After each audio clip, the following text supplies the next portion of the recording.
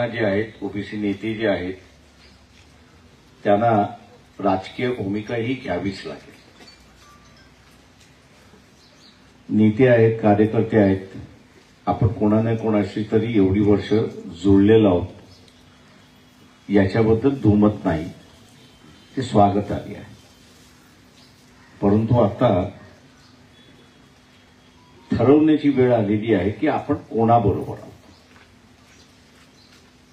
समाजाला मिळणाऱ्या अधिकार जे आहेत त्या अधिकाराबरोबर आहोत किंवा या अधिकाराच्या विरोधामध्ये जे पक्ष उभे राहिलेले आहेत त्या पक्षांबरोबर आहोत का, याचा निर्णय घेण्याची वेळ आली असं मी त्या ठिकाणी मानतोय.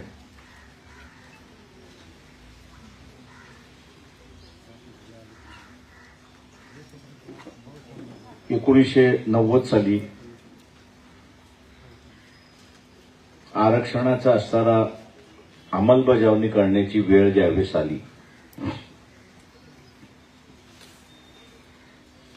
त्यावेळेस काँग्रेसही वेगळी होती, भारतीय जनता पक्षही वेगळा होता. त्यावेळेचा भारतीय जनता पक्ष हा जनता दलाबरोबर सत्तेमध्ये आला होता. परंतु अयोध्येच्या प्रश्नावरनं त्यांच्या एक लक्षात आलं होतं की हे सरकार आपण जर पाडलं तर कदाचित आपण असणारं सत्तेवरती येऊ शकतो किंवा आपण असणारं सत्तेच्या जवळ जाऊ शकतो, असा त्यांना आभास झाला. याची चाहूल आम्हालाही लागली होती की हे सरकार फार दिवस टिकणार नाही आणि म्हणून 77 साली स्थापन झालेलं मंडल आयोग 84 साली पार्लमेंटमध्ये गेला. पार्लमेंटमध्ये गेल्यानंतर त्यावेळेच्या काँग्रेसवाल्यांना टाळायचं होतं म्हणून त्यांनी राज्यांचं काय म्हणणं आहे हे त्यांनी असं त्या ठिकाणी मागवलं. तिथल्या विधानसभेने जे द्यायचं ते दिलं, त्यांचं मत दिलं. पण एक गोष्ट फार चांगली झाली ती म्हणजे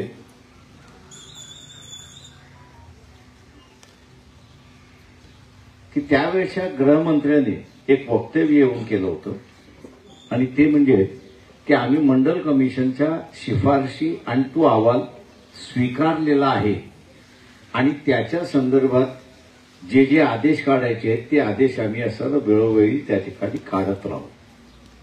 हे सभागृहामध्ये केलेलं स्टेटमेंट होतं. त्याच्यामुळे येणाऱ्या सरकारवरती सुद्धा ते बंधनकारक होतं अशी असणारी परिस्थिती होती आणि त्याचाच असणारा फायदा घ्यायचा ठरला. त्याला हा आदेश काढायचा तर आम्ही असं म्हणालो होतो की जसं एससी आणि एसटी यांचं आरक्षण संविधानिक आरक्षण झालेलं आहे तशाच रीतीने असणारं ओबीसीचं आरक्षण सुद्धा हे संविधानिक आरक्षण झालं पाहिजे आणि त्यासाठी सूची जी आहे, ओबीसीची सूची जी आहे ही शेड्यूल कास्ट, शेड्यूल ट्राईब आणि त्याच्यानंतर ओबीसी अशी जर जोडल्या गेली तर ती संविधानिक होते. मग तिला सहजासहजी बदलता येत नाही. तिला बदलायची असेल तर केंद्र शासनाची परवानगी लागते. जे काही बंधन आहेत ती बंधनं त्या ठिकाणी लागतात. पण काँग्रेस आणि बीजेपी या दोघांनी सांगितलं की आम्ही असणारा पाठिंबा देणार नाही, तर एक दूत मी होतो त्याच्यातला. मग ज्यावेळेस लक्षात आलं की ही तिसरी सूची त्या ठिकाणी होणार नाही आणि सरकार फार दिवस काही चालेल असं दिसत नाही, मग हे करायचं कसं, तर पार्लमेंटमध्ये आम्ही वेळोवेळी नियम करू, अमुक करू असं जे असणारं विधान त्यावेळेच्या गृहमंत्र्यांनी केलं होतं त्याचाच कायदेशीर फायदा घ्यायचा आणि एक आदेश काढून ओबीसीचं आरक्षण त्या ठिकाणी लागू करण्यात आलं. आतापर्यंत लागू करू नका, अमुक करू नका, तमुक करू नका अशीच असणारी चर्चा, किंवा तिला टोलवता कसं येईल, घुसखोरी कशी करता येईल, पळवता कशी करता येईल, असंच मार्ग त्या ठिकाणी अवलंबला जात होता.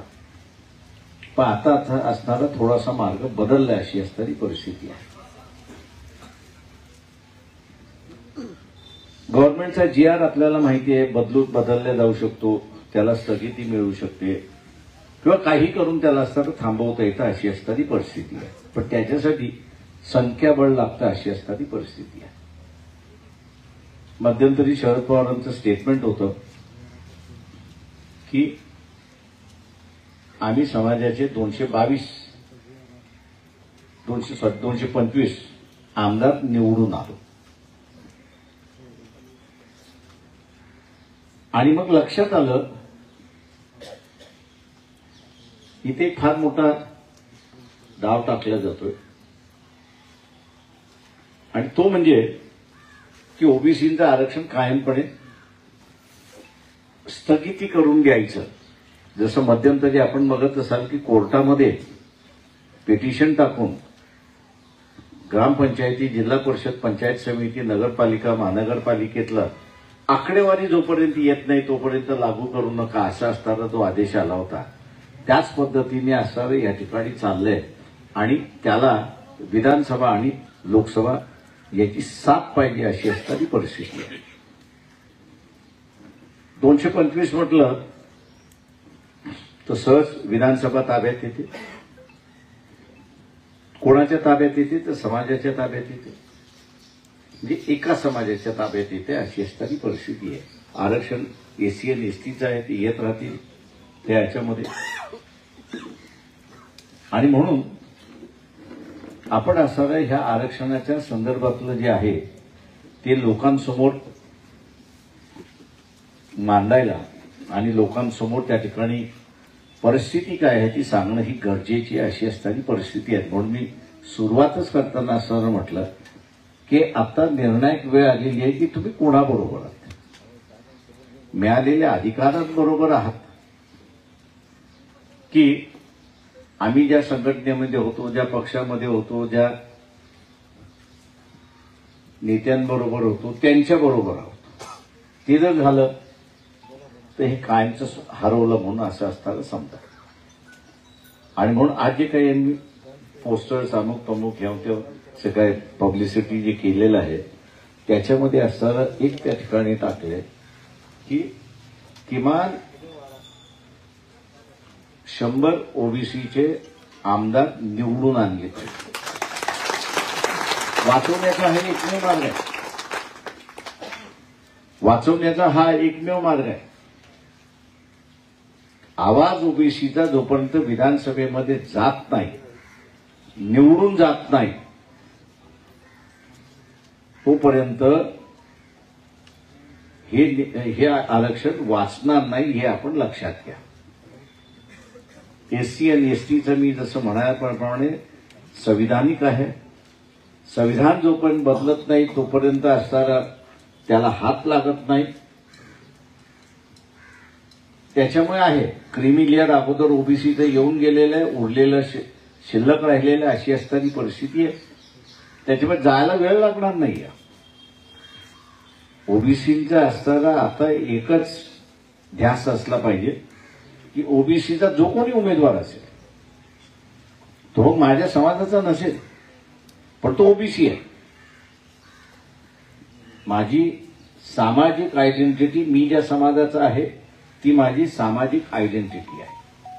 पण राजकीय आयडेंटिटी काय तर राजकीय आयडेंटिटी ही माझी ओबीसीची राजकीय आयडेंटिटी आहे. राजकीय ओळख माझी काय आहे तर ओबीसी म्हणून माझी असणारी ओळख आहे. आणि जोपर्यंत या दृष्टीने आपण विचार करायला सुरुवात करत नाही तोपर्यंत हे आपल्याला वाचवता येणार नाही अशी असणारी परिस्थिती आहे. मागच्या लोकसभेमध्ये आपण असायला पाहिलं की ओबीसीना असणारं उमेदवारी सुद्धा देण्यात आली आहे. जो कोणी ज्या पक्षात आहे मी असं म्हणणार नाही की त्यांनी वंचित बोलवलं. मी असं म्हणेन की जो कोणी ज्या पक्षात आहे त्यांनी आपल्या पक्षामध्ये भांडलं पाहिजे, ओबीसीला उमेदवारी मिळाली पाहिजे,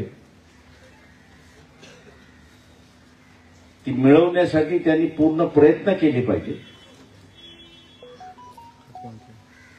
त्याला ते प्रयत्न केल्याशिवाय मी जसं म्हटलं 100चा आकडा गाठता येत नाही. 100चा आकडा गाठता येत नाही. हा 100चा आकडा गाठत नाही तोपर्यंत वाचत नाही अशी असणारी परिस्थिती आहे.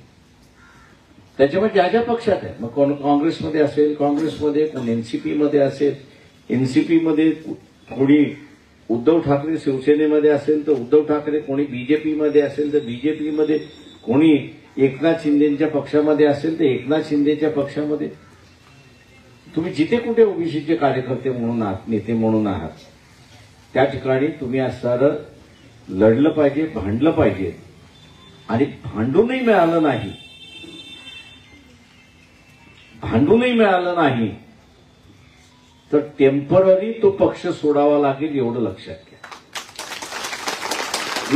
एक निवडणुकीसाठी तो पक्ष सोडावा लागेल. आणि कशासाठी सोडावा लागेल तर मी आरक्षणाच्या बाजूने आहे, मला आरक्षण वाचवायचं आहे, पुढच्या पिढीला असणारं ते आरक्षण मिळालं पाहिजे अशी असणारी परिस्थिती आहे. आणि म्हणून वाचवणाऱ्यांच्या बाजूने मी आहे, मातीमध्ये घालणाऱ्यांच्या बाजूमध्ये नाही. शरद पवारांचं हे स्टेटमेंट अत्यंत घातक आहे हे आपण लक्षात घ्या की समाजाचे 225 आमदार आम्ही कुठल्याही परिस्थितीमध्ये निवडून आणू. 225 निवडून आणलं म्हणजे काय झालं की ओबीसीच्या आरक्षणामधला अमुक मुद्दा जो आहे तो तपासून घेतला पाहिजे. आणि तो तपासून जोपर्यंत होत नाही तोपर्यंत त्याला स्थगिती देण्यात आलेली आहे. हा ठराव त्या सभागृहामध्ये मंजूर झाला तर काय होणार?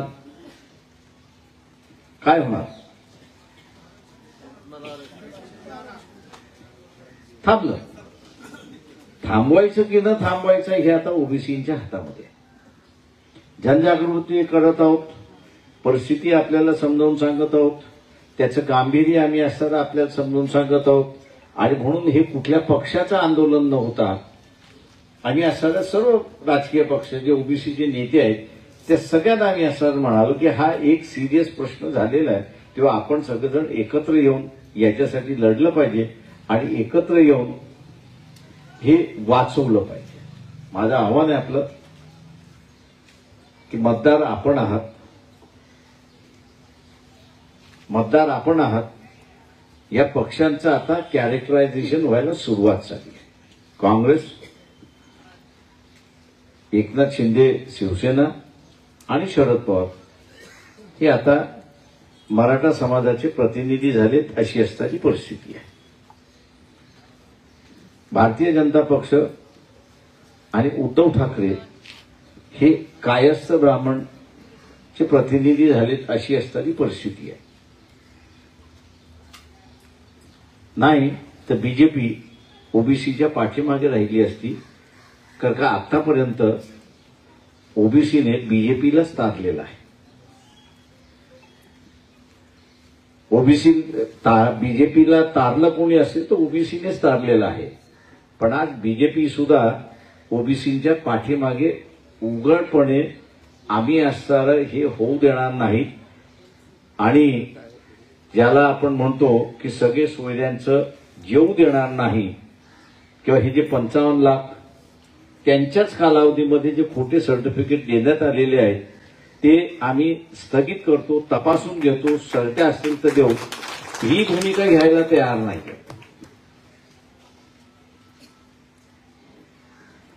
तेव्हा आपण भात शिजला की न शिजला एक कण घेऊन त्या ठिकाणी बघतो आणि ठरवतो, कारण का एक कणा घेतला तर हात भाजत नाही अशी असणारी परिस्थिती आहे. त्या अख्ख्या भातामध्ये हात घातला तर आपला असणारा हात भासतो तो शिजलाय की न शिजला हे कळत नाही, तसं इथल्या ओबीसीना सुद्धा माझं असणारं सांगणं आहे की ज्या अर्थी त्यांच्याच राज्यांमध्ये, ज्या अर्थी बीजेपीचं राज्य आहे आणि ते बीजेपीच्या राज्यामध्ये 55 लाख सर्टिफिकेट वाटरल्या जातात, त्यावेळेस तुमच्याकडून काढून घेण्याची प्रक्रिया ही सुरुवात झाली हे आपण लक्षात घ्या. आणि म्हणून जो पक्ष या लढ्यामध्ये आहे त्याच्याबरोबर जो येईल, शब्दांनी येणार नाही. अनेक जण शब्दांनी म्हणतात, काही जण मित्राच्या मतीने म्हणतात, काही जण असतात अरे नाही मी अमुक अमुक नेता जो आहे त्यांनी अमुक अमुक ठिकाणी असं बोललं, असं म्हणून सुद्धा सोशल मीडियावरती येतात. आपल्याला वाटतं हा बाबा हे खरं आहे. त्याच्या तोंडून जोपर्यंत आपण ऐकत नाही की जरांगे पाटील यांची जी मागणी आहे की मराठा समाजाला ओबीसीच्या कोट्यातून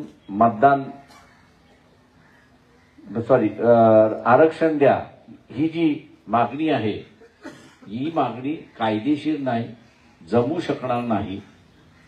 हे जोपर्यंत कोणी म्हणत नाही तोपर्यंत आपण असा विश्वास ठेवू नका. का हे दोन्ही बाजूने फसवणारी लोक आहेत, त्याच्यामुळे आपण फसू जाऊ नका हेच आवाहन मी आपल्या सगळ्यांना करतो आणि राजा करतो.